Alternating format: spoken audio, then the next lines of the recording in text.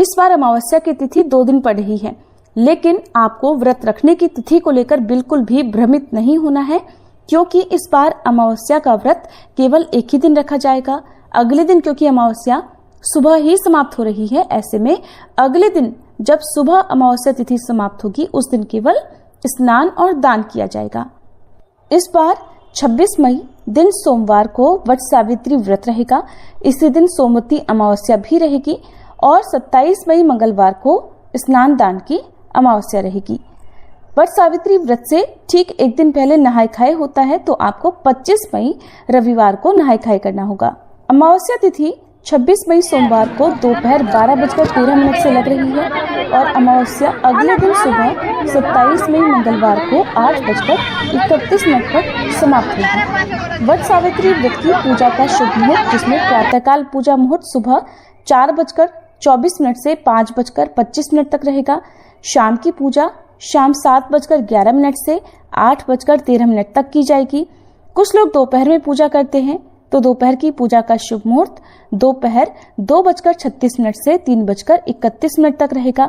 गोधूली मुहूर्त शाम 7:10 से 7:31 तक रहेगा और इस दिन राहु काल सुबह 7:30 बजे से लेकर 9 बजे तक रहेगा।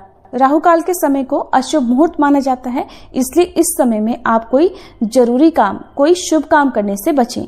अब देखिए, यहाँ पर अमावस्या की तिथि को लेकर भी लोगों के मन में प्रश्न होगा कि जब अमावस्या तिथि 26 मई को दोपहर से प्रारंभ हो रही है, तो क्या दोपहर से व्रत शुरू करना है या फिर जो सुबह के समय पूजा की जाती है वो कब करनी है? क्योंकि अगर 26 मई को व्रत रखेंगे तो सुबह तो अमावस्या तिथि होगी ही नहीं। ऐसे में आपको एक बात बता दें कि हिंदू धर्म में सूर्योदय से लेकर अगले दिन के सूर्योदय तक जो व्रत होता है वो मान्य होता है। भले ही तिथि 26 मई को सुबह विद्यमान नहीं हो, अमावस्या ना हो, लेकिन सुबह की पूजा आपको सुबह ही करनी है। व्रत भी सुबह से ही प्रारंभ होगा, भले ही तिथि दोपहर से लग रही है। और सबसे बड़ी बात कि इस व्रत में निर्जला और निराहार रहा जाता है।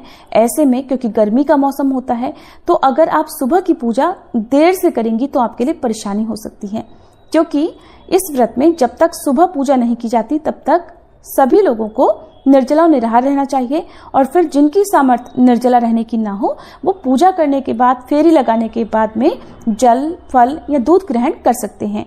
अब आप में से कुछ माताएं बहनें ये भी सोच रही होंगी कि सुबह तो तिथि है नहीं, तो दोपहर में जब तिथि लग रही है तभी हमें पूजा करनी चाहिए। तो दोपहर का मुहूर्त भी आपको बता दिया गया है। जैसी आपकी श्रद्धा हो उसी मुहूर्त के अनुसार आप पूजा कर सकती हैं, फेरी लगा सकती हैं। वट सावित्री व्रत में अगले दिन व्रत का पारण किया जाता है, तो 27 मई दिन मंगलवार को सुबह 5:45 से लेकर 7:55 तक आप वट सावित्री व्रत का पारण कर सकती हैं। यानी इस समय में आप अन्न, जल, फल, दूध जो कुछ भी आप ग्रहण करना चाहती हो वो ग्रहण करके अपने व्रत का